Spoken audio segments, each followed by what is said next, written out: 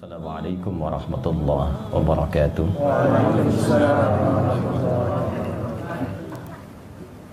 Alhamdulillahilladzi ikhtara al-Islam dina thumma istafa Muhammadan sallallahu alaihi wasallam syamsan lidinihi wa rashida fa asbaha takwinuhu dinan syamsudina wa rashida fa salawatullahi alaihi wa salamuhu tam wa ala alihi wa sahbihi wa dhurriyyatihi wa ummatihi ila yaumiddin wa ba'd. Faya ahbaballahi wa ahbaba rasulihi sallallahu alaihi wasallam, usi nafsi wa iyyakum bitaqwallahi faqad fazal muttaqun fala tamutunna illa wa antum muslimun. Faqala ta'ala ya ayyuhalladzina amanu taqullaha haqqa tuqatih wa la tamutunna illa wa antum muslimun. Yang kami hormati, kami muliakan, dan semoga senantiasa dirahmati oleh Allah Subhanahu wa taala. Guru kami, guru kita semua, Profesor Dr. Din Syamsuddin serta ibu dan keluarga. Semoga kediaman ini dan seluruh aktivitas beliau senantiasa mendapatkan taufik dan rahmat Allah Subhanahu wa taala. Guru kami, guru kita semua, Profesor Riyas Rashid, semoga senantiasa diberikan kesehatan, kekuatan, dan kemampuan terbaik dalam memberikan pencerahan dan bimbingan pada kita semua. Hadirin sekalian, dan saya harus juga mengkhususkan pada qari kita, Mas Mustafa, yang tadi telah membacakan dua surah terpisah, surah ke-59 Al-Hasyr ayat ke-18 dan Quran surah ke-16 An-Nahl ayat 97. Intinya adalah kita diberikan pendahuluan untuk senantiasa memetakan dan mengevaluasi kehidupan kita, apakah sudah memiliki bekal terbaik sampai dengan kita kembali kepada Allah Subhanahu wa taala. Setidaknya sampai malam ini sebagai persiapan pulang menuju Allah Subhanahu wa taala. Karena ghad pada lafaz itu wal tanzur nafsu ma qaddamat li ghad, itu maksudnya adalah hari kiamat. Sampai kembali kepada Allah. Kata nafas itu diksi yang dipilih langsung oleh Allah dalam firman-Nya di Al-Quran untuk menggambarkan kondisi roh yang sudah memiliki amal. Jadi roh itu saat masuk ke dalam tubuh kita usia 4 bulan. Quran surah ke-15 ayat ke-28 sampai 29. Wa idh qala rabbuka lil malaikati inni khaliqun bashara min salsalin min hama'in masnun fa idza sawaituhu wa nafakhtu fihi min ruhi.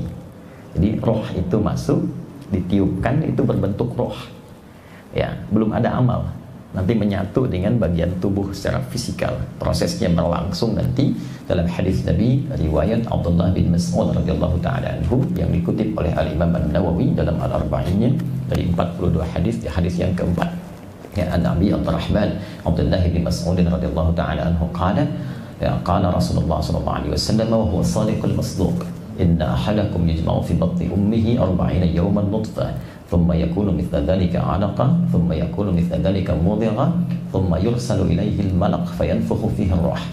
Ada proses yang terjadi dalam proses kelahiran setiap hamba Allah. Setiap kita akan berproses dulu di rahim ibundanya.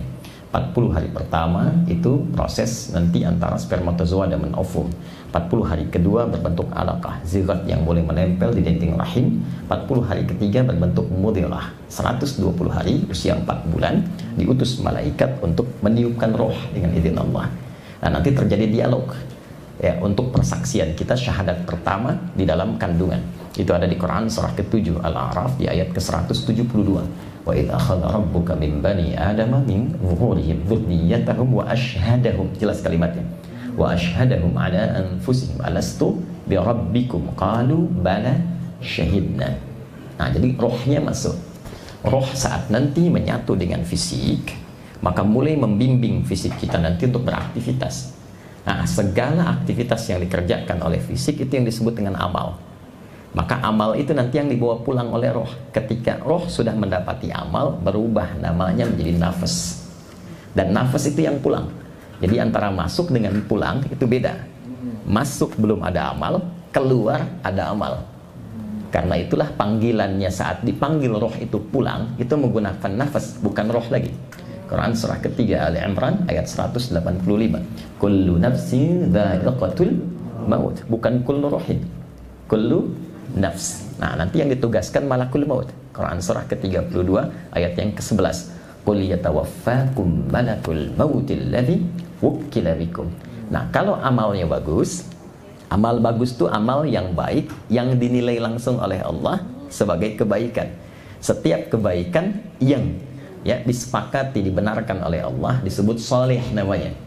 Maka disebutlah dari sini amal soleh. Orang yang banyak amal solehnya akan memberikan ketenangan kepada jiwanya.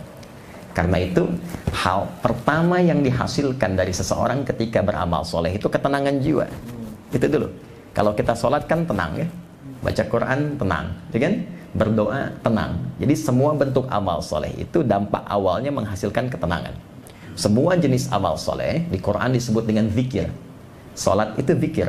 Quran surah ke-20 Taha ayat ke-14. Wa aqimis salata lidzikri. Baca Quran itu zikir. Quran surah ke-15 ayat 9. Inna nahnu nazzalna dzikra wa inna lahu lahafizun. Berdoa itu zikir.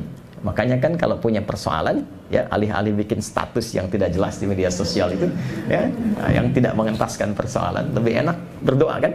Nah, bukankah saat berdoa itu seketika ada ketenangan ya? Nah, karena itu doa disebut dengan zikir.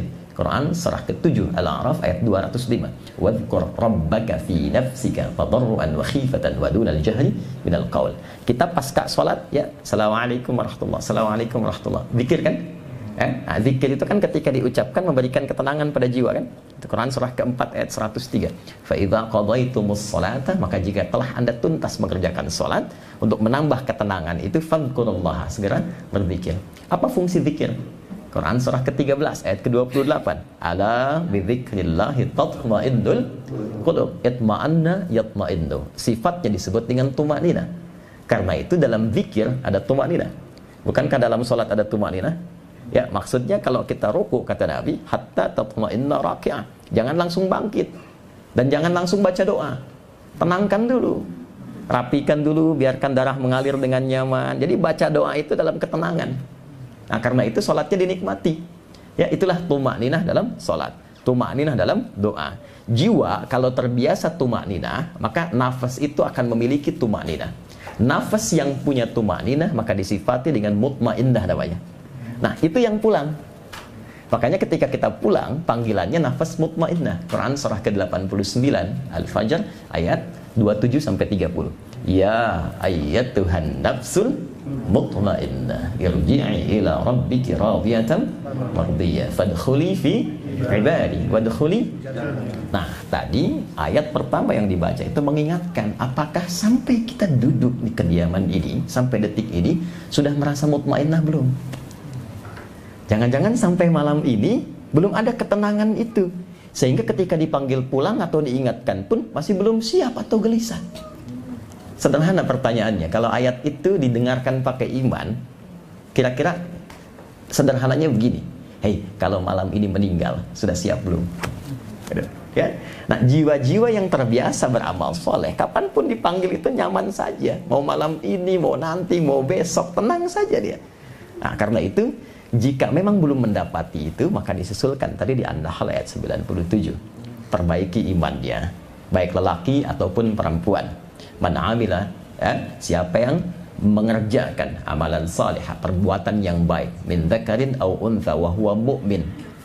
Lelaki ataupun perempuan. Sepanjang ia mengaku beriman. Jadi iman itu akan mendorong pelakunya pasti berbuat baik. Ingat, itu persamaannya. Jadi kalau mengaku beriman pasti berbuat baik. Maka apa yang terjadi? Kata Allah, kalau Anda memutuskan merubah diri sejak detik ini, mengambil bacaan Quran tadi, maka Allah akan merubah sisa kehidupannya lebih terukur, lebih baik, lebih punya bekal dibandingkan hari-hari sebelumnya yang telah dilalui. Itulah falanuhyiyannahu hayatan thayyibah. Jadi hayatan thayyibah itu mencakup banyak hal. Rizkinya lebih berkualitas dibanding sebelumnya. Memang sebelumnya mungkin kelihatan dapat banyak, tapi berkah tidak.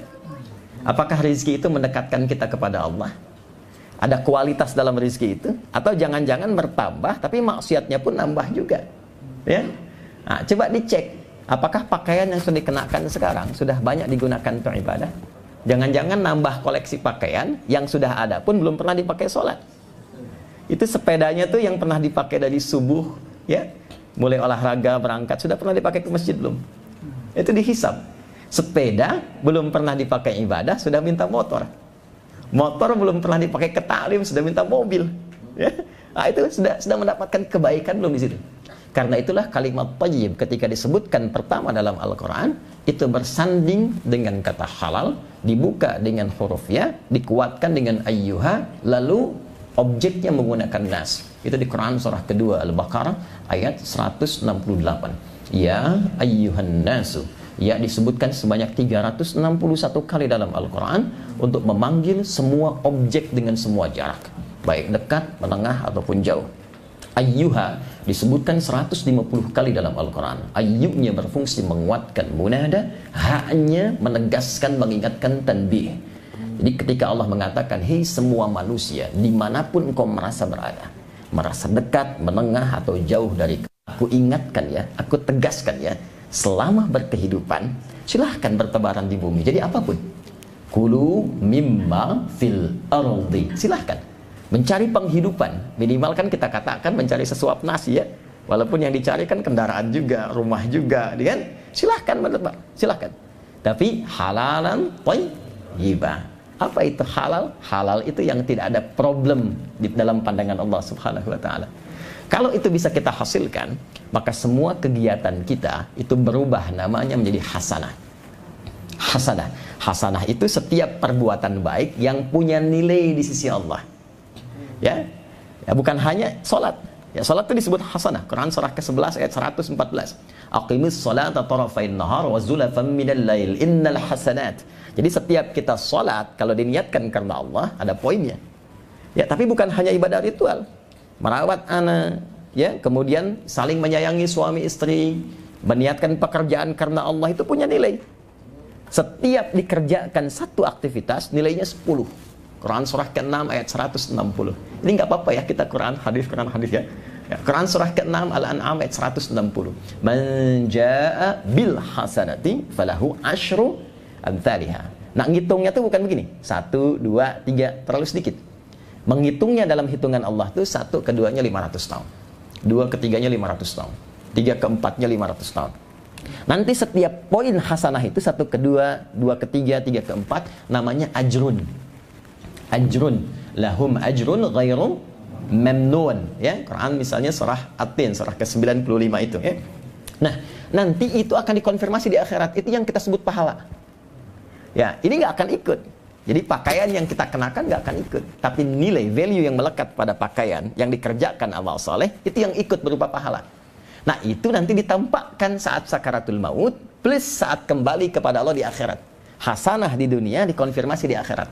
Karena itu kita sering berdoa supaya kegiatan dunia kita menjadi hasanah, supaya di akhirat ditampakkan hasanahnya. Maka muncul kalimat doa kita, Rabbana atina fid dunya hasanah wa fil akhirati hasanah wa qina adzabannar. Itu ada di Al-Baqarah ayat 201. Nah, itulah sebetulnya gambaran kehidupan bekal kita yang diisyaratkan di 2 ayat tadi untuk kita siapkan sampai malam ini. Apakah perbuatannya sudah jadi hasanah atau belum?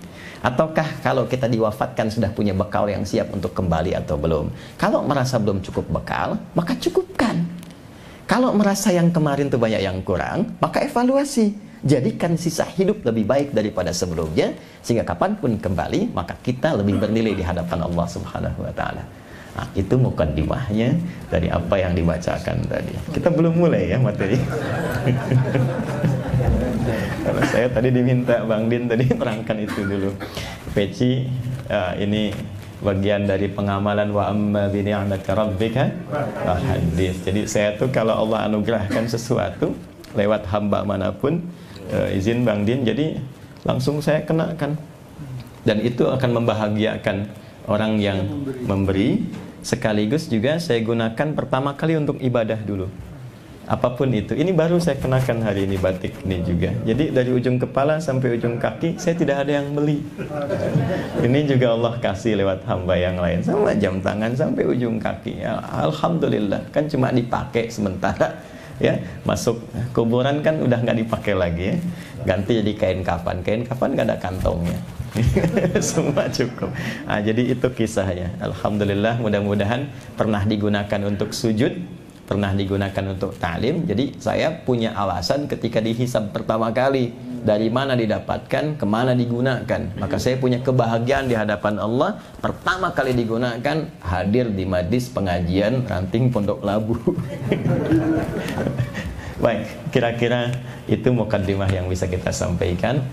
Alhamdulillah, malam ini tema kita hidup baru pasca pandemi, lebih kepada bagaimana Al-Quran dan Sunnah atau Islam memberikan tuntunan menjalani kehidupan, khususnya ketika diuji dengan pandemi, entah statusnya sudah dicabut atau belum secara formal. Yang penting tuntunannya seperti apa. Dan menariknya, biasanya saya kalau mengisi pengajian jarang saya membuat materi tertulis, sekalipun itu bentuknya pointer-pointer. Biasanya saya tuliskan di papan tulis. Tapi qadar Allah, hari ini entah kenapa sebelum berangkat saya pengen ngetik sesuatu. Jadi saya tuliskan pointernya itu, urut dari awal sampai akhir. Rupanya mungkin ini yang beliau tadi minta akan inspirasi untuk Roma. Jadi saya sudah ketikkan 3 halaman nih, Prof. Ya, bisa, insya Allah ini ada 10 nanti yang saya kopikan. Jadi poin-poin yang semuanya dari Quran dan hadis semua. Baik, kita efektifkan malam hari ini pertemuan dan diskusi kita. Saya senang menyebutnya dengan diskusi untuk malam hari ini, supaya setiap kita bisa memberikan masukan dan pencerahan yang melengkapi satu dengan yang lainnya. Baik, saya ingin memulai dengan penjabaran tentang iman dan akidah dulu, karena ini pokoknya, khususnya bagi kita setiap muslim. Karena semua tindakan, perilaku, dan bahkan menjalani seluruh aktivitas dengan semua kondisinya, orang Islam itu punya ciri khas yang membedakan antara muslim dengan selainnya. Ciri khasnya itu semua tindakan dan semua aktivitasnya di semua keadaan yang dihadapi itu semua bersumber dari imannya. Dan dari iman itulah nanti akan muncul ya satu pancaran-pancaran yang membimbing kita dalam berkegiatan di setiap situasi yang bahkan menariknya nanti Nabi akan tunjukkan dan kita akan lihat. Pertama, kita mulai dengan pendekatan definisi akidah dan iman terlebih dahulu, supaya kita cek malam hari ini itu ada nggak dalam diri kita, terbimbing tidak gitu ya. Baik, pertama akidah. Iman dengan akidah itu sering disamakan untuk menuju pada definisi yang sama, yaitu keyakinan tanpa ragu. Kalau disebutkan akidah, itu asalnya dari kata aqada. Aqada itu ikatan yang kuat, yang sulit untuk dilepaskan, dijaga supaya nggak lepas, itu aqada namanya. Jadi di Quran banyak ya, seperti nanti ditemukan di An-Nisa misalnya, kan, walikullin ja'alna mawaliya mimma tarakal walidani wal aqrabun, kemudian walladzina aqadat aymanukum. Ya, kalau sudah berjanji maka terikat dengan janji itu, jaga, jangan sampai diingkari. Kalau punya komitmen, komitmen pun disebut dengan akidah. Aqdun jamannya uqud. Quran surah kelima ayat 1, ya ayyuhalladzina amanu aufu bil uqud. Orang-orang beriman itu pasti menepati janji karena terikatnya dengan komitmen ya. Nikah itu disebut dengan akad. Ya, perjanjiannya akad nikah. Kenapa disebut dengan akad? Kalau sudah berakad, jaga komitmen itu dengan kuat. Ya, komitmen yang sudah dibangun, melindungi, menyayangi, mengayomi, ya, selain nafkah dan sebagainya, jaga dengan kuat, jangan sampai kemudian terlepas atau bertentangan dengan apa yang telah disampaikan. Kalau menjadi sifat, ya, yang melekat kuat, yang sulit dilepaskan, maka berubah nanti menjadi kata benda, dari aqadah menjadi aqidah. Iman itu disifati dengan aqidah. Seakan-akan memberi kesan kepada kita, kalau sudah beriman, ikat dalam jiwa, jangan sampai lepas, ikat di sini, ya, tanamkan dalam jiwa kita, jangan sampai lepas. Itu yang dimaksudkan Quran surah ketiga Al-Imran ayat 102, dan selalu diingatkan oleh Nabi, umumnya saat pengajian, bahkan nanti menjadi wasiat utama di khutbah Jumat. Ya, ya ayyuhalladzina amanu taqullaha haqqa tuqatih wa la tamutunna illa wa antum muslimun. Nah, kalau iman itu sudah ada di sini, lekat ke dalam jiwa kita, ya, melekat kuat, nanti dia akan punya ciri khas. Namanya karakter spiritual, karakter iman. Cara mengujinya begini, pertama kali, kalau kita ingin menguji ada iman nggak dalam diri kita, nanti ukuran pertamanya Quran surah ke-8 Al-Anfal di ayat yang kedua. Innamal mu'minuna. Ya, kalau sudah ada kata innama berarti spesial. Yang lain nggak ada. Adatul hasri namanya. Dicukupkan pada ini saja, yang lain nggak boleh. Yang lain nggak ada, yang lain tak punya. Nah, contoh begini. Kalau zakat itu dikeluarkan pada berapa golongan? 8 ya. Oke. Boleh nggak di luar 8 itu? Baik, nggak boleh ya. Nggak boleh. Kenapa nggak boleh? Karena ayatnya dibuka dengan innama. Adatul hasr, dibatasi di golongan itu saja. Quran surah ke-9 ayat 60. Innamas shadaqatu lil fuqara wal masakin, dan seterusnya ayat. Cara menerjemahkannya, zakat itu hanya boleh dikeluarkan pada 8 golongan berikut. Di luar ini nggak boleh, nanti ada skema yang lain. Iman pun itu dibuka dengan innama. Kata Allah, innamal mu'minuna. Orang beriman itu punya ciri khusus, dan yang punya yang beriman saja. Jadi kalau belum punya iman, nggak akan bisa terkonfirmasi ciri ini. Apa itu? Ya, alladzina. Alladzina disebutkan 1080 kali dalam Al-Quran. Itu konjungsi isim mausul, tapi cakupannya luas, tanpa batas. Nah, seakan Allah itu memberikan satu kesempatan terbuka untuk semua hambanya. Semua hamba itu boleh silahkan, terbuka untuk beriman. Ya, laki-laki, perempuan, tua, muda, besar, kecil, dengan berbagai status sosial yang berbeda-beda, tidak dibedakan oleh Allah, silahkan. Semua diberi kesempatan. Jadi kalau ada yang tidak beriman, bukan Allah yang salah, manusianya yang memilih untuk tidak beriman. Jelas ya? Baik, innamal mu'minuna alladzina. Perhatikan cirinya. Kalau sudah diambil dan melekat dalam diri, itu diikat dalam jiwa, maka idza dzukirallahu wajilat qulubuhum. Ciri pertamanya, bila disebutkan nama Allah, ada konfirmasi sinyal karakter spiritual di hatinya, ada getaran. Itu konfirmasinya. Karena itu setiap hari untuk dicek, Allah sebutkan, diperdengarkan namanya 5 kali dalam sehari, di setiap pergantian waktu dalam sehari. Subuh disebutkan, ganti siang, zuhur disebutkan, masuk sore, asar disebutkan, maghrib, menjelang malam disebutkan, isya sebelum tidur disebutkan lagi. Untuk mengonfirmasi masih ada nggak imannya itu, ya, maka diperdengarkan di telinga kita. Telinga bahasa Arabnya udhun, jamaknya adzan. Bukankah dalam adzan kalimat pertama yang disebutkan Allah, Allahu Akbar, Allahu Akbar. Makanya kalau sudah ada iman, itu ada konfirmasi, ada getaran tuh, ada karakter spiritual. Allahu Akbar, Allahu Akbar. Pernah nggak merasakan sudah adzan? Ada pernah begitu? Nah, itu khas. Jadi kalau belum punya iman, nggak bisa itu konfirmasi itu ada. Ini suara apa ya? Nah, itu ya. Wah, ini bising nih, tawanya kekencengan ya. Nah, itu dipertanyakan ya. Nah, ini kalau belum punya iman wajar, tak usah marah. Kalau belum punya iman, kalau mengaku beriman, ada babnya di Quran ada. Yang justru menyoal, nanti ada babnya lagi. Ya, menunjukkan imannya dalam persoalan. Perlu kita bantu supaya persoalannya tuntas.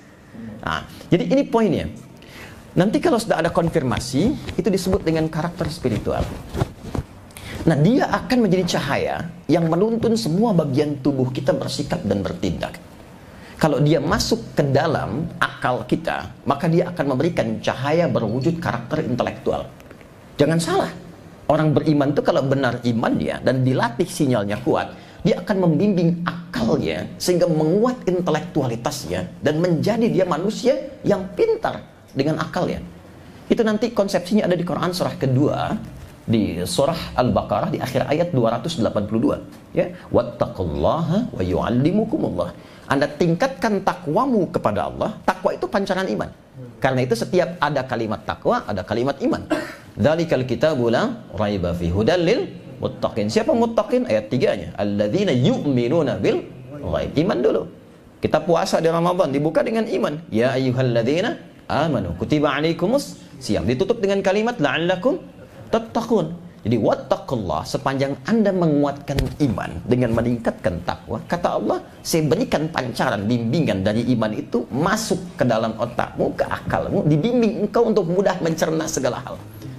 Dan nanti itu akan ditinggikan di Quran surah ke-58 ayat 11. Yarfa'illahu alladhina amanu minkum walladhina utul ilma darajat. Makanya, maaf, orang beriman tuh pasti pintar. Tidak ada yang tidak pintar. Dan kalau kita mau riset, jujur meriset, silahkan cek.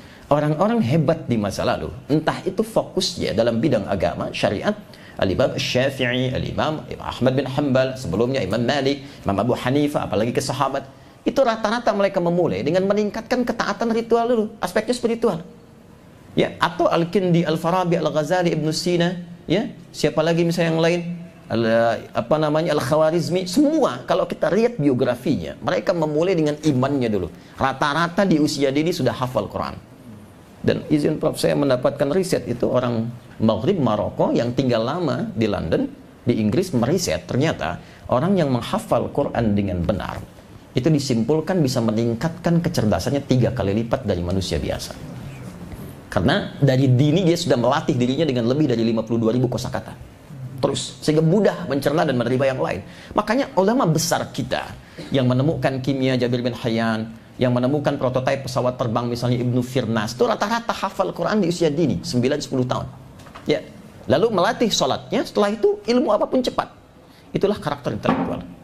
Ya. Dan saya sarankan saat sekarang kalau ada anak, cucu misalnya, sekarang eranya era Quran Pak, Bu. Eranya era Quran. Jadi kalau kita mulai dari pendekatan itu, tapi iman ya, babnya ya. Iman itu harus yakin, jangan ragu. Jadi kalau ada ragunya nggak akan dapat itu. Kemudian dilanjutkan dengan cepat. Iman itu pun nanti kalau ditembuskan ke bagian tubuh kita secara fisikal, maka akan membimbing seluruh aktivitas kita sehingga melahirkan apa yang disebut dengan karakter moral. Itu yang disebut dengan akhlak namanya. Dari karakter moral ini muncul karakter kinerja. Diatur. Jadi orang beriman tuh begini, dari ujung kepala sampai ujung kaki tidak pernah dia bertindak kecuali dibimbing oleh cahaya imannya. Jadi kalau kita riset ayat-ayat Quran yang berbicara tentang fungsi tubuh kita, hampir setiap menyebutkan fungsi tubuh itu selalu dimulai dengan imannya terlebih dulu, baru fungsinya.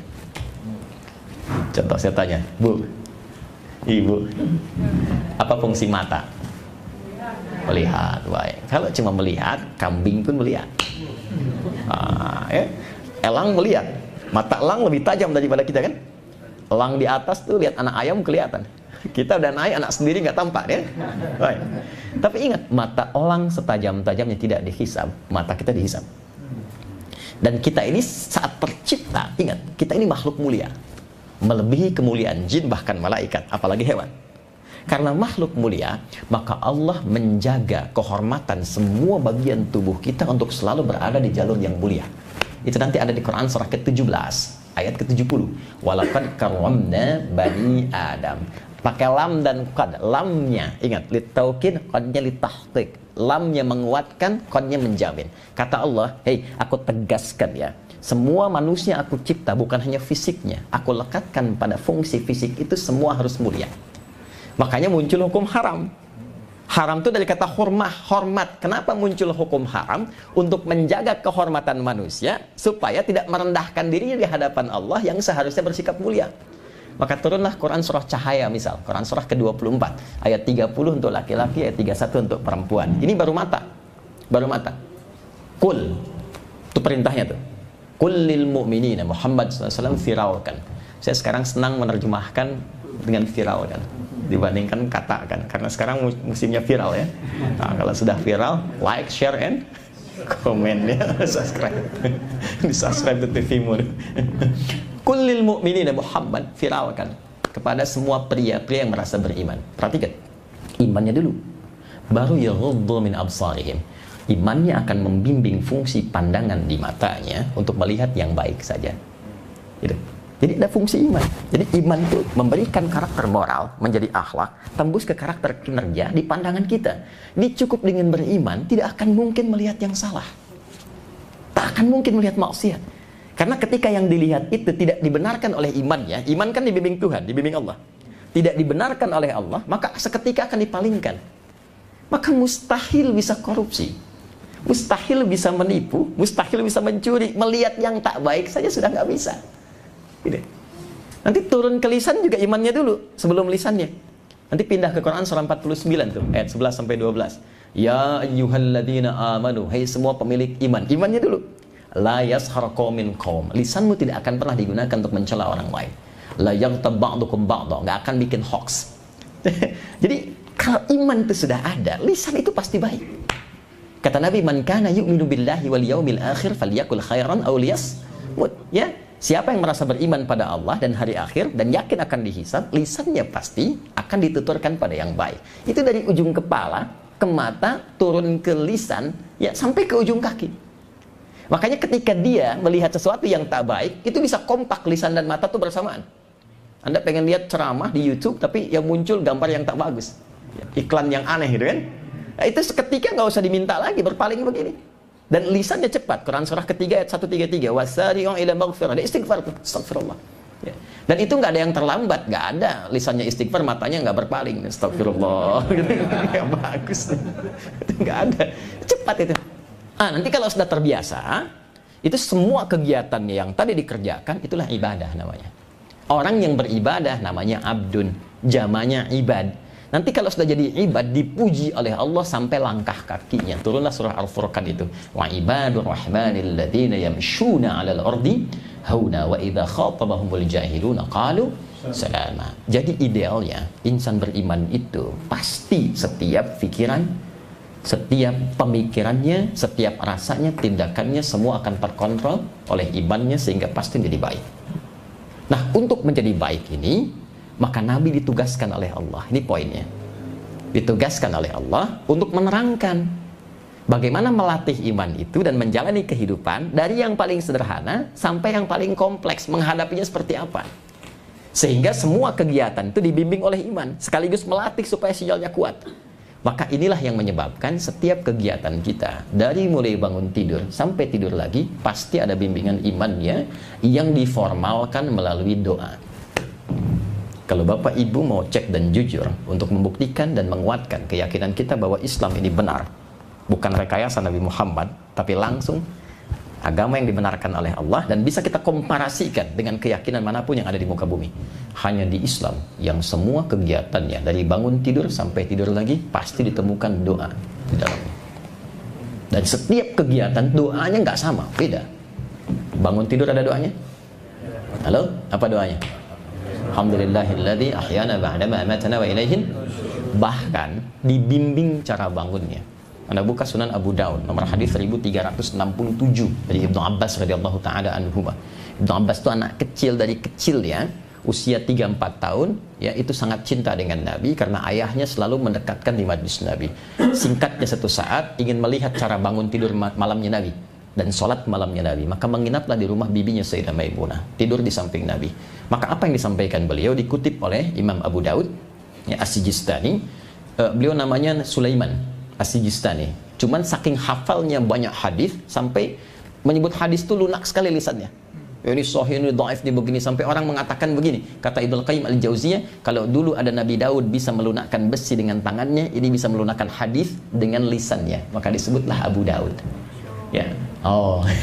Nomor hadis 1367. Ya, paling kanan di pertengahan, agak ke pojok kiri sedikit tuh. Ya, ada 2 bab begini. Apa yang disampaikan kata beliau? Kana an-nabiyyu sallallahu alaihi wasallam idza istayqadha min nawmihi fajalasa. Thumma masaha bi yadihi min athari nawmihi. Ya, faqara'a khawatim surah Ali Imran. Adalah kebiasaan Nabi sallallahu alaihi wasallam kalau bangun dari tidur duduk terlebih dahulu. Lalu menghilangkan bekas kantuknya. Jadi hilangkan dulu ngantuknya, bukan langsung baca doa. Baru bangun, alhamdulillah udah begini-begini ya, bangun jam 3, sadar jam 5 kan. Hilangkan dulu ngantuknya ya, supaya kita membaca doa itu dengan penuh kesadaran ya, ada kenyamanan saat baca itu. Lalu baca ya 11 ayat terakhir surah Ali Imran. Itu nanti ada maknanya itu. Ada maknanya. Itu sudah bikin pintar sendiri tuh. Jadi ulul albab sendiri. Jadi kita itu baru bangun sudah disuruh pintar. Baru bangun tuh sudah diminta jadi orang pintar. Ya, dari ayat 190 sampai ayat 200. Baru kemudian nanti thumma dhahaba ila syinin mu'allaqah. Di riwayat lain di Al-Bukhari nomor hadis 181 dari Jundub bin Junadah dan Abu Dzar Al-Ghifari, Nabi membacakan doa alhamdulillahilladzi ahyana ba'dama amatana wa ilaihin nusyur. Itu bangun tidur, baru bangun. Ke toilet ada doanya enggak? Ada. Kakinya pun diatur. Masuk apa? Kaki apa? Keluar apa? Ya kan? Kita berpakaian ada doanya, makan ada doanya. Setiap kegiatan itu ada pedomannya. Dan jangan hanya diartikan sebagai doa formalitas. Itu setiap lafadznya itu membimbing kita bagaimana berinteraksi dengan apa yang kita kerjakan itu. Ada maknanya. Kenapa pakai pakaian doanya begitu? Itu ada. Jadi kalau kita paham dengan isinya, kita dibimbing. Ini yang harus dikenakan ketika berpakaian. Pakaian begini yang harus dipakai. Seperti ini cara menggunakannya. Begini akan dihisabnya. Begini tampil yang modis yang baik itu. Ada semua bimbingan. Hanya umumnya orang sekarang, walaupun tidak semuanya, memosisikan itu hanya bacaan formal. Nah, tidak memahami isinya sebagai panduan berkehidupan. Karena itu paling minimal kata Nabi, kalau belum paham itu, minimal sertakan nama Allah, sehingga tidak hilang keberkahannya. Maka muncullah hadis, kullu amrin dhibalin la yubda'u fihi bismillahirrahmanirrahim fahuwa abtar. Minimal ucapkan bismillahirrahmanirrahim. Apa kaitan dengan tema kita? Yang kecil aja diatur. Apalagi yang kompleks. Gitu. Berikan penguatan kepada insan beriman di era Nabi. Nabi diberikan petunjuk oleh Allah. Ini yang akan dialami dalam berkehidupan. Ini pergantian masa tuh akan begini. Bahkan ada kalanya Allah ingin menguatkan keyakinan insan beriman supaya nggak ada ragu sedikit pun dengan memberikan pencerahan satu kejadian yang akan terjadi di masa depan, kisi-kisinya diberikan. Seperti misalnya pembukaan kota Mekah yang dibuka dengan damai, nggak ada pertempuran. Turun surah An-Nasr. Ya, idza jaa nasrullahi wal fath. Ya, itu kan turun sebelum terjadinya Fathu Mekah kan. Maka semua semakin semangat. Romawi ditaklukkan. Termasuk apa yang terjadi? Nabi pun memberikan tanabbu'at, berita-berita yang dibimbing oleh Allah. Nanti Mesir akan ditaklukkan. Ya, saya sih kalau nanti ada teman-teman di institusi pemerintahan atau di para politisi dan sebagainya, itu mesti belajar itu, yang muslim itu. Saya riset itu ada nanti bab-babnya sendiri itu. Itu kalau bisa dipelajari, diamalkan, itu Masya Allah. Jadi orang-orang yang paling bermartabat dan bermaslahat dimanapun dia ditempatkan itu. Ya, maka Nabi sampaikan kalau nanti Mesir ditaklukkan, maka hormati hak-hak rakyatnya. Termasuk yang Qibti, yang non-muslim di sini. Jangan sampai hilang rasa keadilan bagi mereka. Itu ada tuh. Nabi menyampaikan jauh-jauh sebelum ya para sahabat bisa melakukan itu. Kata Nabi, Mesir akan ditaklukkan. Apalagi ini saya sudah sampaikan di catatan saya. Nanti bisa dilihat. Kata Nabi lagi, nanti Romawi dan Persia itu akan hancur imperiumnya plus kekaisarannya. Dan gak akan balik. Disampaikan oleh beliau.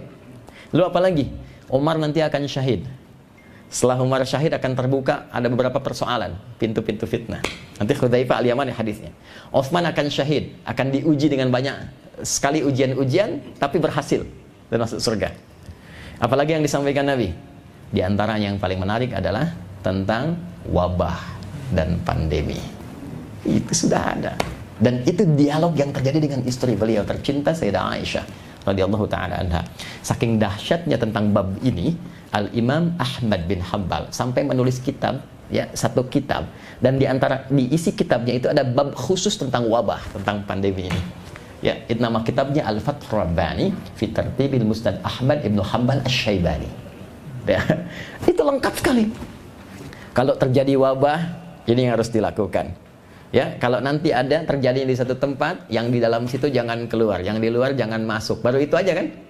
Babnya banyak itu. Ya, saya waktu terjadi itu, Prof, izinnya kita intens sekali. Saya mendatangi dua pihak yang paling utama untuk berdiskusi. Pertama, sewaktu masih Jakarta masih epicentrum, dan saya riset itu karena kami cinta Quran dan hadis, dan saya sangat meyakini tanpa ragu saya. Itu kalau ada peristiwa begini, kalau ada peristiwa, oh ini pasti nih ada solusinya di Quran, ada di hadis. Nggak mungkin ada kejadian kalau Allah nggak tetapkan dan nggak ada solusi. Nah, maka kalau Allah tetapkan, solusinya harus dari Allah kan? Maka kita cari di Quran, cari di hadis. Maka yang saya datangi pertama kali karena epicentrumnya di Jakarta, dulu Pak Anies masih jadi gubernur. 19 Maret 2020. Ya, saya selesai riset 18 Maret plus itu dengan tadi yang Prof Rashid sebutkan. Ya, ada satu jenis dari Qastul Hindi itu, ada banyak jenis tuh ya, jangan salah konsumsi itu. Ya, karena ada beberapa jenis, ada yang bisa meningkatkan libido, itu hati-hati tuh, minum banyak pengen nikah lagi. ada yang bisa menghilangkan sesak gitu, macam-macam. Makanya kita riset variannya, baru kemudian nanti itu disesuaikan dosisnya dan nanti jadi solusi tersendiri. 19 Maret itu saya ke Balai Kota. Saya diterima oleh beliau setengah 10, telat sedikit karena hadir di acara Mata Najwa. Beliau pakai jaket Persija, temani 3 orang, satu pakai topi, duduk tengah-tengah Usama, satu lagi ada pakai kacamata itu. Saya sampaikan dengan bagannya semua. Ini pandemi di Quran gini, ya hadis seperti ini. Apapun jenisnya, apapun jenis wabahnya. Ya, ini kemungkinannya. Ada kemungkinan salah dari konsumsi makanan, ada kemungkinan salah dari perilaku, ada kemungkinan rekayasa.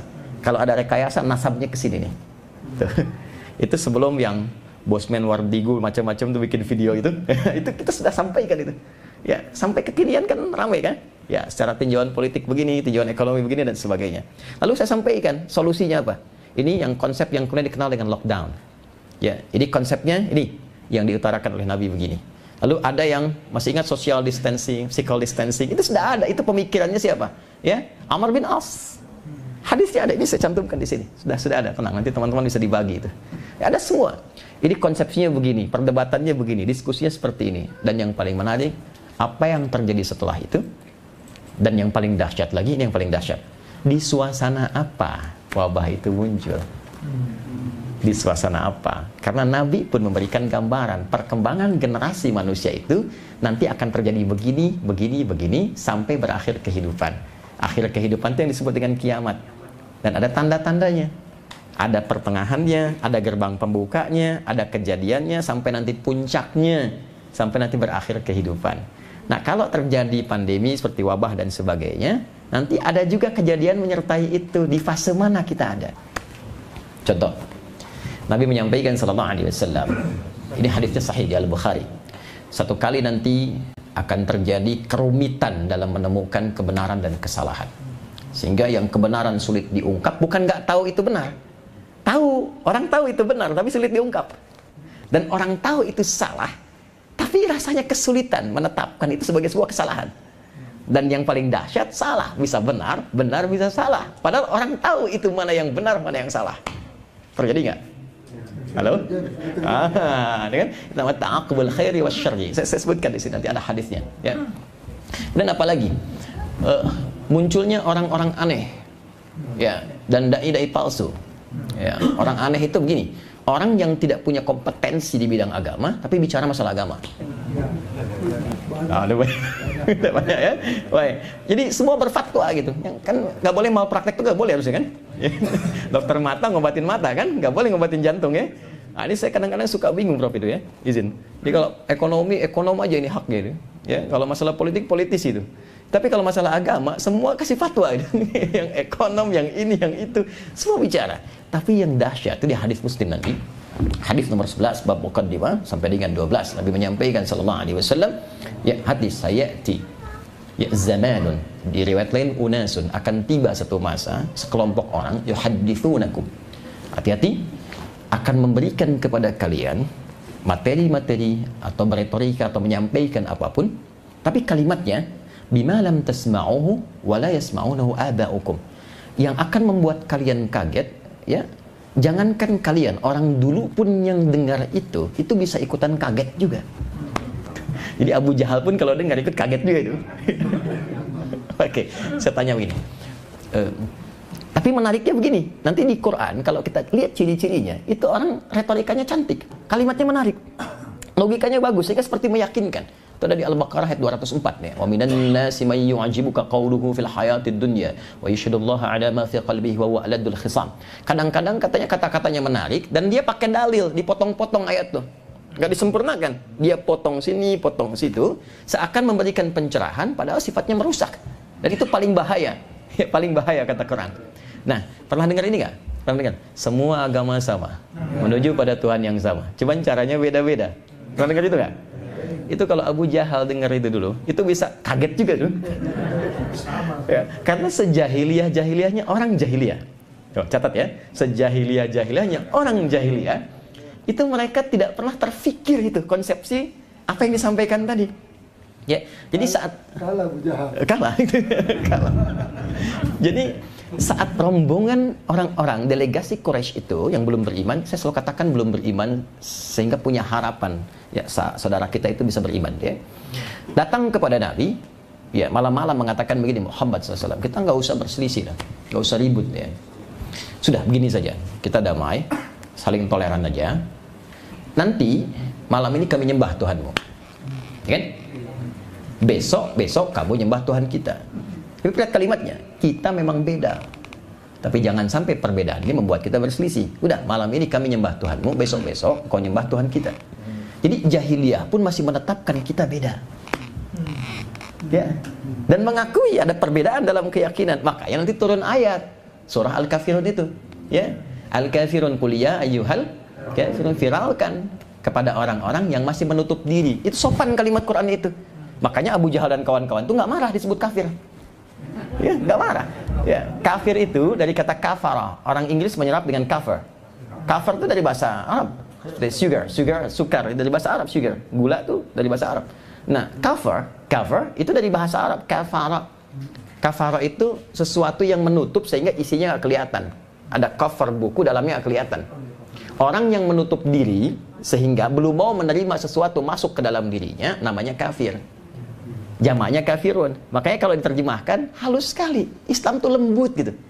Maaf ya, Fir'aun itu Fir'aunnya. Catat ya. Fir'aun itu Fir'aunnya. Saya katakan Fir'aunnya karena hobinya bunuh orang. Al-Baqarah 49. Ngaku Tuhan, ana rabbukumul a'la. Orang sekarang paling tinggi ngaku nabi. Pernah malaikat ya, LA itu kan? Kalau nggak salah itu, minta izin pada gubernur yang dulu tuh mendaratkan malaikat Jibril di Monas kan? LA dan sampai meninggal. Ya, singkatnya selesai. Fir'aun ngaku nabi, ngaku Tuhan. Ana rabbukumul a'la. Hobi bunuh orang. Sifat keras. Tapi Fir'aunnya tetap kelembutan itu lahir. Allah menunjukkan keadilannya mengutus dua orang nabi sekaligus, Musa dan Harun. Quran surah 20, legasi tertinggi yang menjadi contoh bagi kita para dai. Ayat 43 sampai 44. Tadi kan kalimatnya, idhaba ila fir'auna innahu tagha. Musa dan Harun pergilah ke Firaun untuk mengingatkan dia yang mulai menyimpang dari kewenangannya. Jadi Musa dan Harun itu ditugaskan bukan untuk menurunkan Firaun dari status raja, tapi meluruskan kewenangannya yang mulai berbelok, ya, menggunakan kedudukannya untuk sesuatu yang tidak tepat. Bantu dia untuk kembali. Tapi caranya, faqula lahu qawlan layyina. Ingatkan dia dengan penuh kelembutan. La'allahu yatadzakkaru aw yakhsha, supaya dia dengan kelembutan itu mungkin akan ada kesadaran. Cuma sayang, kerasnya memang tetap dipertahankan. Nah, saya mau kembali ke ayat tadi. Itu begitu indahnya bahasa Quran. Katakan Muhammad pada orang-orang yang masih menutup diri dari apa yang kau sampaikan kepada mereka dan belum mau dengar. Ya kan? La a'budu ma ta'budun. Kalau ingin toleran dalam masalah akidah, ada toleransi tertinggi, namanya zero tolerance. Sampai ke ujung ayatnya, lakum dinukum. Udah gini aja, memang nggak usah ribut. Cuma konsepnya jangan disalahgunakan. Kamu yang punya keyakinan, silahkan dengan keyakinanmu. Kami dengan keyakinan kami. Disitulah kita toleran, jangan saling masuk, jangan saling mencampuri. Penghormatan itu menjadikan semua bisa meyakini dan mengamalkan apa yang diyakini tanpa harus mengganggu dan ikut-ikutan ke tempat itu. Jadi kalau adzan di masjid aja, sholawatan di masjid aja, jangan pindah ke tempat lain gitu.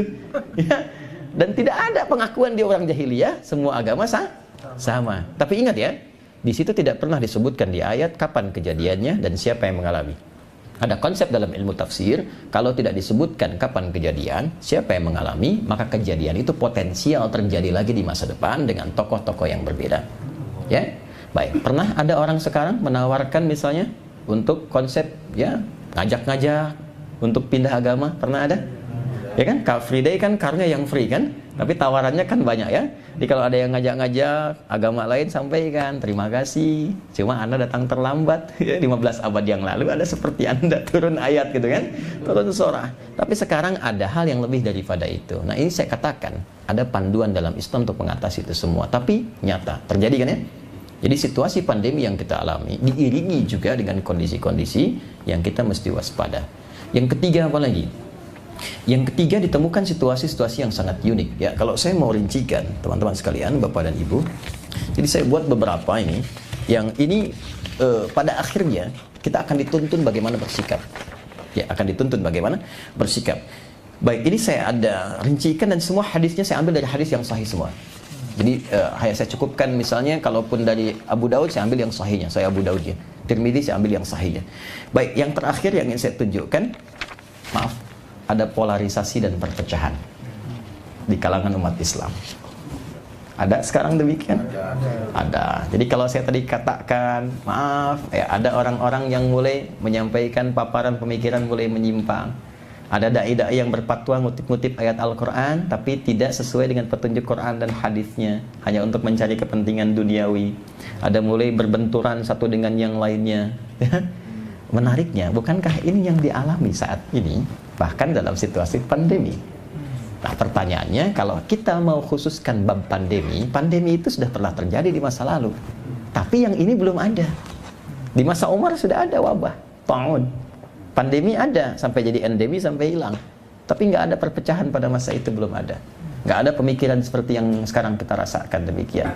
Tidak ada bab-bab yang tadi telah kita definisikan, telah kita jelaskan. Di situasi seperti ini, apa yang harus dilakukan? Panduannya bagaimana? Nah, ini mukaddimah yang kedua sebelum kita masuk pada isinya. Saya punya kesempatan 10-15 menit untuk menerangkan, 15 menit untuk diskusi sebelum selesai jam 9.30 ya, karena beliau akan berangkat jam 10. Jadi jelas posisinya kita? Halo? Jelas ya? Nah, jadi saya mau katakan bahwa dalam Islam itu semua komplit. Semua ada. Tinggal basicnya iman. Jadi kita harus punya keyakinan bahwa, maaf, untuk mengentaskan dan menjalani semua aktivitas kehidupan itu basicnya dari iman dulu, yakin dulu. Nanti setelah yakin panduannya apa? Itu konsepnya demikian. Oke, yang pertama, saya langsung cepat saja. Jika dialami satu wabah dan menjadi pandemi, maka bagaimana harus bersikap? Yang pertama, setiap insan beriman langsung diingatkan bahkan melalui doa Nabi SAW agar ketika pandemi terjadi itu senantiasa mengejar rahmat Allah. Ini yang pertama sebagai sikap imannya. Saya ulangi ya, mengejar rahmat Allah. Redaksi hadisnya rahmatan lil mu'minin. Boleh jadi wabah yang ditetapkan oleh Allah terjadi itu, boleh jadi ada rahmat di dalamnya untuk insan beriman. Apa itu rahmat? Rahmat itu kasih Allah yang wujudnya secara umum ada tiga. Ya, wujudnya secara umum ada berapa? Tiga. Satu, rahmat itu boleh jadi ampunan yang Allah berikan pada seorang hamba yang melakukan kesalahan begitu banyak. Dalam bahasa Al-Quran, orang-orang yang melakukan kesalahan begitu banyak itu disebut dengan israf namanya. Biasanya israf itu bab makanan, makan berlebihan, minum berlebihan, israf. Wa kulu washrabu wala tusrifu. Tapi ini israf dosa. Israf dosa itu begini, kalau ada orang mencuri, dia belum mencuri, rasanya gatal, ingin mencuri juga. Aduh. Kalau ada orang yang sudah korupsi, dia belum, rasanya masih belum lengkap gitu. Nah, itu israf tuh. Nah, kemudian dia sadar dan ingin kembali, maka turunlah Quran surah ke-39 ayat 53. Di cara Allah mengampuni seorang hamba itu ada 5 fase. Kalau dia salah saja, belum tentu ada dosanya, maka Allah turunkan sifat al-afu namanya. Kesalahannya disebut dengan khata. Yang kedua, kalau ada dosanya, ya, misalnya salah, nggak ada dosa tuh gini. Subuh jam berapa sekarang? 4.14, 4.15, 4.13 terjadi perbedaan pendapat. Ini menunjukkan datang dari tempat yang berbeda-beda. Kita ambil pertengahan lah, 4.15 kan? Oke. Harusnya 4.15 subuh, tapi ada orang bangun jam 5.14 ditukar. Harusnya 4.15, dia bangun 5.14. Salah tidak? Dosa tidak? Belum tentu. Kalau dia terlampau lelah malamnya dan dia tidak niatkan untuk terlambat, dia tidak niatkan, cuma kadar Allah dia kesiangan. Ya, Nabi pun kan pernah kesiangan kan? Pernah. Ya, nugaskan Bilal untuk berjaga, nanti kamu bangun nih, bangunkan yang lain. Bisa ya Rasulullah, saya tiduran, nanti kita bangun, saya bangun lebih awal. Ternyata, wah, bangunnya apa kena sinar matahari. Kata Nabi, welak ya Bilal, celaka kamu Bilal. Kamu bilang bangun, ternyata ketiduran juga kan ya kan? Nah, pertanyaan kok bisa Nabi ketiduran? Kalau ada yang begitu terjadi, dalam fikih hadis nanti diajarkan begini, sebetulnya mudah bagi Allah untuk membangunkan Nabi. Bangun lebih awal. Tapi untuk memberikan tuntunan pada umatnya yang mungkin banyak yang kesiangan. Kalau kesiangan sehingga tertinggal waktu, bagaimana fikihnya? Maka adalah solusi itu. Ya kan? Nah, tapi saya ingin katakan, apakah itu dosa? Belum tentu. Cuma tetap salah, ya kan? Dalam konteks manusia ya, bukan Nabi, karena Nabi maksum. Baik. Maka saat salah yang belum tentu ada dosanya disebut dengan khata namanya. Ya kan? Maka lawannya afu. Baik. Kemudian kalau ada dosanya sengaja nih tidur terlambat, sengaja kesiangan, nonton bola kan, menang, ternyata menangis, kalah kan. Baik, terus ketiduran, bangun jam 5.14. Maka ada dosanya. Dosa yang mengiringi perbuatan. Satu dosa namanya dzambun. Dzambun. Maka Allah pun ingin memaafkan dan mengampuni, diturunkan sifat yang kedua, ghafir namanya.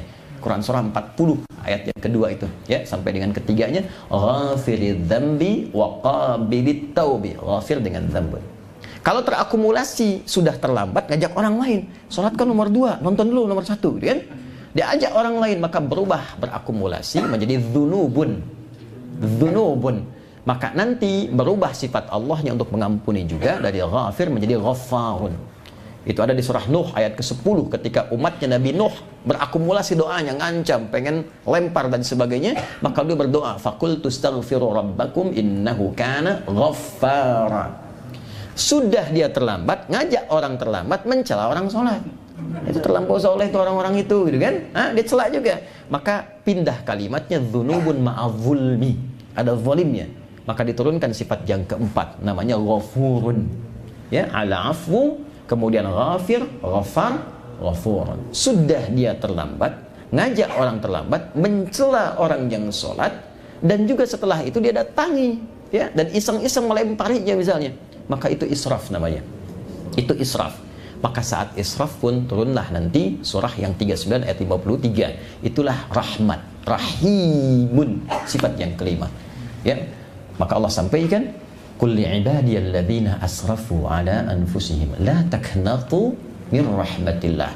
Dihimpun 5 hal ini di Al-Baqarah ayat 286. Rabbana la tu'akhidna in nasina aw akhtana. Rabbana wa la tahmil 'alaina isran kama hamaltahu 'alal ladzina min qablina. Itulah dzambun dzunubun ma'adzulmi. Rabbana wa la tuhammilna ma la taqata lana bih. Itulah israf. Wa'fu 'anna, al'afu. Waghfir lana ghafir ghaffar ghafur. Warhamna rahim. Anta maulana fansurna 'alal qaumil kafirin. Jadi kalau terjadi pandemi, termasuk setelah itu selesai, cari rahmat Allah, minta ampunan, karena tidak sedikit ujian yang terjadi, bahkan berupa wabah itu mungkin diawali oleh tindakan-tindakan yang tidak tepat dari manusianya. Karena hadis pembukanya untuk wabah itu adalah, maaf, kalimatnya menggunakan adzaban lil kafirin. Pernah diturunkan wabah itu sebagai hukuman bagi orang-orang ingkar yang keterlaluan di masa lalu.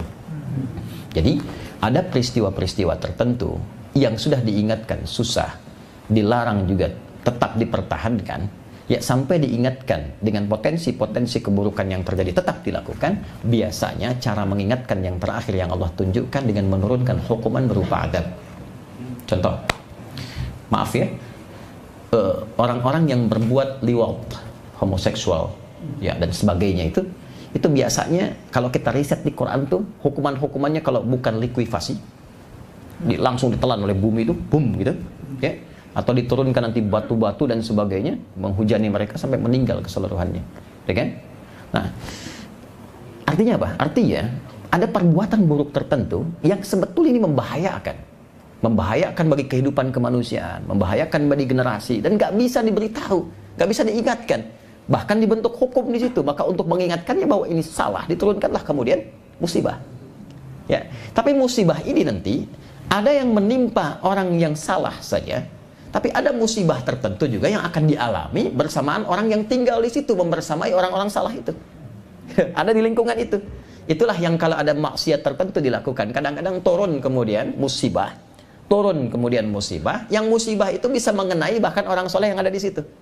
Tapi adilnya Allah memberikan jawaban kepada Nabi, kalau itu dialami oleh orang beriman, terkena bagian musibahnya, maka itu menjadi rahmat dari Allah untuk menjadikannya syahid dalam pulangnya. Gitu. Karena meninggal itu ya, kalau nggak ada itu pun meninggal juga kalau ajalnya tiba. Tapi Allah menginginkan dia pulang syahid, dan dibedakan syahidnya dengan kematian yang nestapa dengan orang maksiat itu, untuk memberikan kesan, nih yang ini aku hinakan, yang ini aku muliakan. Jadi saat Allah turunkan ketetapan, bisa mengangkat hambanya yang satu dan menghancurkan atau merendahkan hambanya yang lain yang nekat berbuat maksiat. Jelas sampai di sini? Nah, maka bagi orang-orang yang berpulang dia syahid, tapi bagi kita yang masih hidup, apakah memang dalam konteks ada pandemi pun kita terkena? Tadi Prof kena, saya juga pernah kena, ya, dalam riset itu saya kena. Riset, bagaimana kita bisa meriset dan tahu kalau itu efektif kalau kita nggak kena? Jadi saya orang pertama yang menggunakan itu sebelum ke orang lain. Gitu ya. Alhamdulillah, gitu. Sampai kita ngukur. Saya tuh Pak, ngajak teman-teman berwudu semua. Timbang sendiri, bikin sendiri, import sendiri. Lihat, dicek, Alhamdulillah. Kami bikin 1 juta dan gratis kita bagikan semua. Bahkan saya datang ke beberapa institusi, saya katakan, ini untuk negara kalau negara perlu. Saya nggak butuh apapun. Karena orang Islam tuh hadir memberi solusi. Bukan mencari manfaat dari apa yang terjadi. Ini kami berikan, saya cuma minta 1. Tolong sampaikan nanti di kemasannya kalau memang harus diberikan, disebarkan, atau bahkan dipasarkan. Referensinya dari hadis Nabi, itu aja. Saya nggak minta yang lain. Alhamdulillah, semua risetnya dibawa, tapi dijual orang-orang tertentu. Kita gratis, sampai sekarang saya nggak pernah jualan. Ya, kita bikin 1 juta itu, Prof. Beliau tahu. Ya. Kita ada yang kemas di Jogja, kita bikin sendiri, siap. Kita kemas sendiri itu. Tapi renungannya adalah, ya Allah, orang lain syahid. Bahkan nanti ada lagi hadis yang lain belum saya bacakan. Ulama-ulama mulai wafat. Ya kan? Kita bisa lihat ya. Terlutfi Fathullah, Profesor Khuzaimah Hidayanggo, kan? Dan yang lain-lain juga sudah mulai pulang. Itu syahid. Nah, saat orang-orang lain syahid, bahkan jangankan level ulama, orang-orang biasa bisa syahid gitu. Terus kita bagaimana? Itu yang ditarik ke dalam diri kita sebelum menyoal yang lain. Ya Allah, saya masih hidup. Apakah saya mendapatkan rahmat-Mu? Sementara di hadapan saya, di mata saya, dan di telinga saya didengar, dilihat si fulan syahid, si fulan pulang dengan mulia. Saya nanti bagaimana? Maka pandemi, sekalipun belum dicabut statusnya, mesti menyadarkan kita satu saat kita pulang. Maka mohonkan rahmat Allah. Setidaknya jangan pulang membawa akumulasi dosa. Jelas? 2. Rahmat tidak disebutkan dalam Quran. Kecuali yang kedua, juga menunjukkan aspek yang sangat luar biasa. Apa itu? Solusi dari setiap persoalan. Itu nanti strukturnya atau konstruksinya ada di Quran surah kedua Al-Baqarah ayat 155 sampai 157. Dan ini menarik karena nanti ini akan ditarik ke aspek duniawinya. Kalau yang tadi ke aspek ukhrawinya, spiritual, yang ini ke aspek duniawinya. Jadi boleh jadi sifat rahmat itu bukan hanya renungan spiritual, tapi juga akan menemukan sesuatu yang baru yang bermaslahat nanti secara duniawi. Dan itulah yang nanti akan menjadikan rasa syukur kita kepada Allah, yang menambah rasa syukur. Ya Allah berfirman, "Walanabluwannakum bisyai'im minal khaufi wal ju'i wa naqsin minal amwali wal anfusi wath thamarat wa basyiris sabirin." Ya, setiap yang hidup aku pasti uji dengan aneka ragam ujian kehidupan. Perhatikan cara menerjemahkannya. Untuk meningkatkan kualitas hidupmu, bukan untuk memberikan beban dalam hidupmu. Jadi kalau sedang diuji dengan masalah itu desainnya meningkatkan kualitas hidup, bukan untuk memberikan beban. Ingat ya? Ingat itu. Nah, nanti ada ayat yang lain turunannya. Nanti kalau lain kali kita ngaji lagi, kita bisa bahas tentang rahasia di balik ujian. Nanti ada skema ayat yang lainnya. Tapi poinnya adalah jangan posisikan masalah ya sebagai beban. Justru itu ujian, setiap ujian tuh desainnya meningkatkan kualitas kehidupan. Anak-anak kita di SD kalau nggak lewat ujian nggak akan naik SMP kan? Ya, desainnya begitu. Ini nggak ada yang diuji kecuali meningkatkan kualitas hidupnya. Apa jenisnya? Kata Allah, minal khauf, gelisah. Ya, wal ju'a, lapar. Ah, ini udah gelisah, udah lapar. Ya, wa naqsi minal amwal, ada kekurangan harta. Wal anfus, ada yang sakit sampai meninggal, apapun penyebabnya. Maaf, wat thamarat, ini tolong highlight ya yang ini ya. Karena saya sering dapati terjemahan yang saya agak kurang cocok dengan itu. Di situ disebutkan dan buah-buahan. Kan? Kalau cuma buah-buahan orang nanti kesannya Allah kurang adil, yang diuji cuma tukang buah gitu kan? Tukang sayur enggak ya. Itu bacanya pakai kinayah itu di ilmu balaghah. Ya, maksudnya begini. Buah itu kan tumbuh dari benih, ditanam, dirawat sampai jadi buah. Mau dipetik, mau panen besok diambil orang. Anda ikut tender, Anda yang berhasil, proyeknya diambil orang. Itulah thamarat. Ada yang begitu? Wa basyiris sabirin. Berikan kabar gembira pada orang sabar. Siapa orang sabar itu? Saya sempurnakan dulu.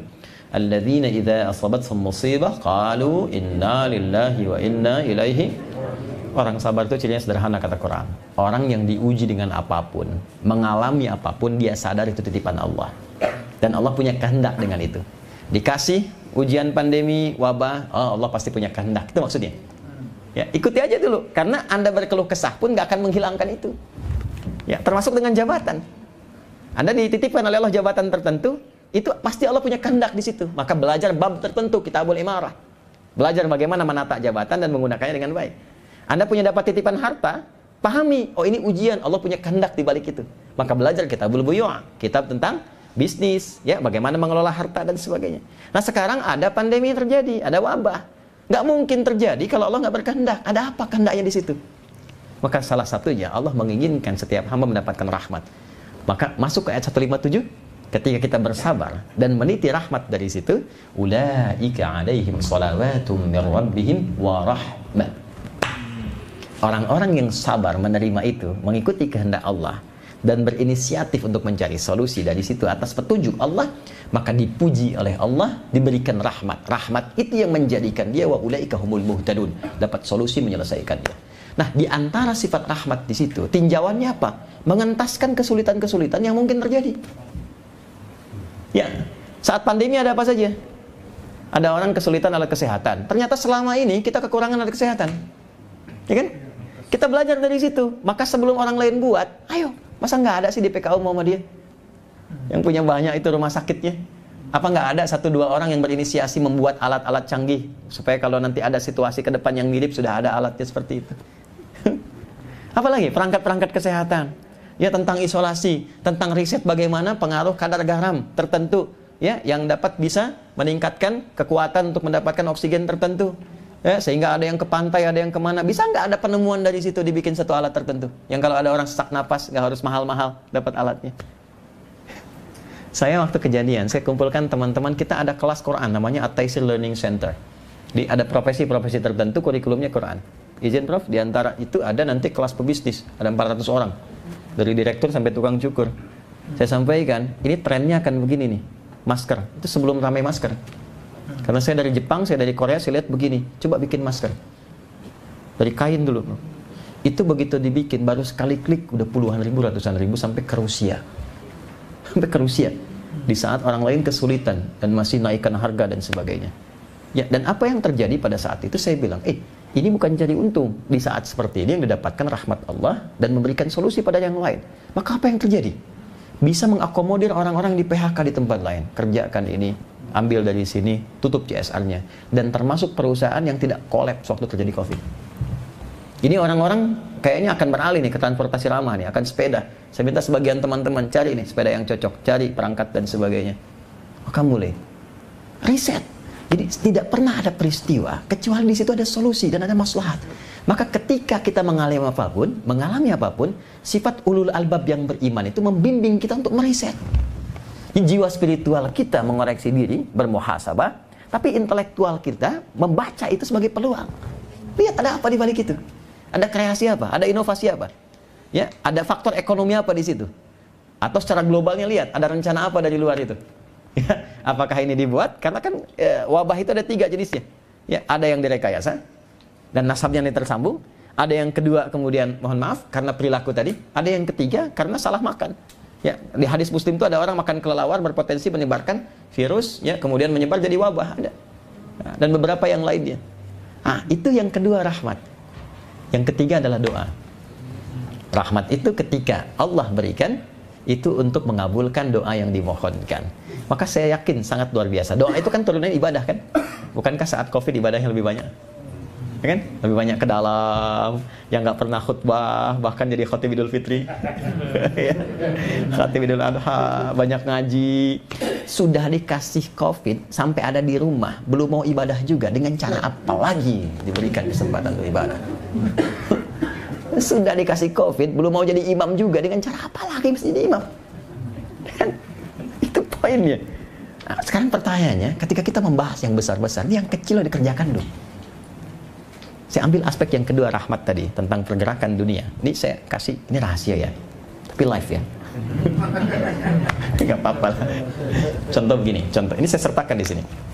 Nabi pernah menyampaikan begini.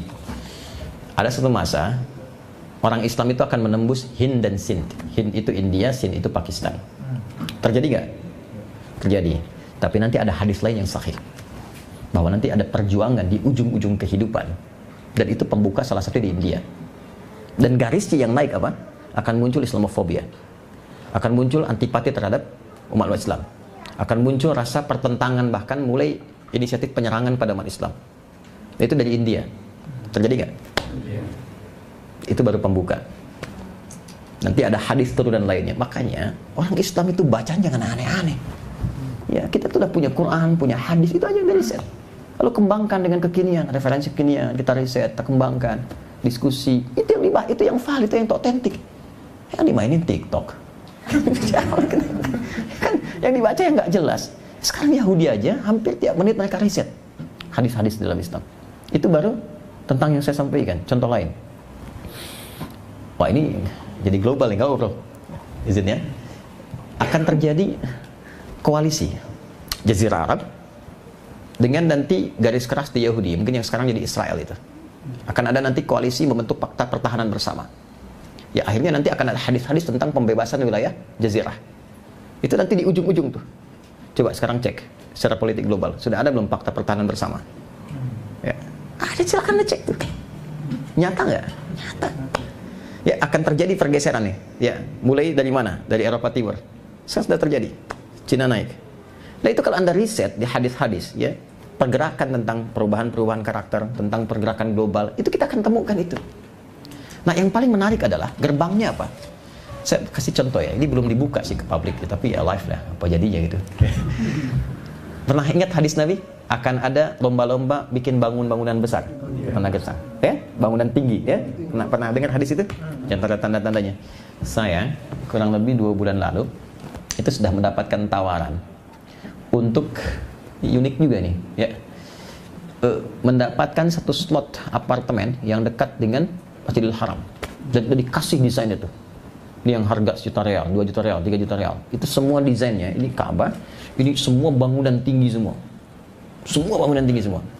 Ya, dan itu arahnya, Pak, ada apartemen, ada pusat belanja, ada macam-macam dan sebagainya. Dan itu dilombakan dan bergeser. Kapan visinya? Itu nanti sampai ke 2030. Yaitu wilayah baru Saudi. Belum nanti Dubai naik, belum ini naik, belum itu naik. Dan wilayah padang pasir akan mulai berubah. Dan itu sudah mulai. Udah mulai. Dan membersamai situasi ini. Jadi harus cerdas kita melihat. Dengan segala aspek yang Allah titipkan kepada kita, profesinya apa, dudukan, diskusikan. Ya, skala besarnya itu, Muslim di Indonesia, bagaimana meresponnya? Dalam konteks kehidupan berbangsa bernegara, bagaimana negara ini merespon? Bangsa ini merespon. Karena kalau kita tidak mulai bersiap, akan tertinggal. Dan jauh nanti tertinggal persaingan dari aspek global. Itu bahayanya. Ya, dan yang paling menarik adalah saya tutup di hadis yang terakhir di sini. Setiap 100 tahun akan terjadi perubahan-perubahan. Dan 100 tahun ini ada yang menafsirkan umum, ada yang menafsirkan khusus. Khusus itu maksudnya dalam skala tempatnya. Oke. Nah, menariknya Indonesia merdeka tahun berapa? 1945. 100 tahunnya tahun berapa? 2045. Punya visi apa di 2045? Karena fitrahnya saya tutup.